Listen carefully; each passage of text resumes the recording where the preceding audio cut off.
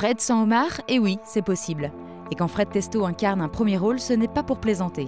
Il est à l'affiche de Gardien de l'Ordre, aux côtés de Cécile de France. Ils incarnent deux flics qui, lors d'une ronde de nuit, blessent un jeune cadre qui a abattu un de leurs coéquipiers. Accusés à tort de bavure et lâchés par leur hiérarchie, ils décident de prouver leur innocence en menant leur propre enquête. Faut le serrer ce soir. T'es un keuf? T'es un petit poulet. J'ai la tête qui va exploser, là. Tu m'envoies là, je te tue. Je vais me rendre. T'iras en tôle, c'est tout. T'as une meilleure idée, toi? On continue. J'ai tué un mec et je suis flic. Pourquoi je continuerais? Pour pas me laisser seule. Nicolas Boukrieff, à qui l'on doit notamment Le Convoyeur ou Cortex, renoue avec le polar urbain. Il s'attaque à la jeunesse gangrénée par l'argent, le pouvoir et la drogue.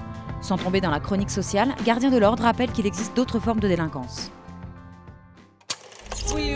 Le quartier d'Ajami, à Jaffa, est un lieu cosmopolite où cohabitent juifs, musulmans et chrétiens. Les tensions sont nombreuses dans cette prison humaine sans aucun gardien.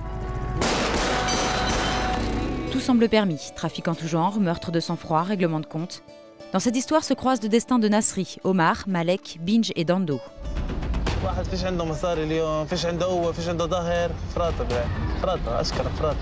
Le film, réalisé à 4 mains, a mis 7 ans à voir le jour. Yaron Shani et Skandar Kopti nous offrent un film d'un nouveau genre à la frontière du film choral et du documentaire. It's a very unique method of working with non-actors, not giving them a script, and we shot it in a very unusual way with 2 cameras, chronologically, and many aspects. The production is a bit crazy. For professional people, it's crazy. You don't work this way. It's not documentary. It's totally fictional, but it's made in like a new game, like a new sport. Nommé aux Oscars pour le meilleur film étranger et récompensé dans de nombreux festivals, Ajami nous montre l'Israël d'aujourd'hui, aussi instable que dangereux.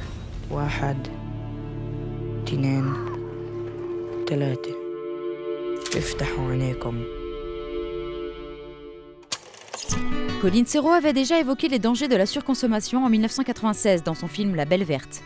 Elle réalise aujourd'hui un documentaire sur la dégradation de notre planète. You have to have a boycott and you have to do the alternative, which is why in Navdanya we have a boycott of GM seeds and chemicals in large regions, maybe about 7,000 villages now that work with us. Corporations are not allowed to enter the village. Deep boycott. Ce documentaire va plus loin que le constat d'échec et le catastrophisme habituel. Caméra au point, Colin Serrault a parcouru le monde, à la rencontre de femmes et d'hommes de terrain, penseurs et économistes qui expérimentent des solutions pour panser les plaies de notre terre. Alors que faire? Quelques solutions sont indiquées dans ce film.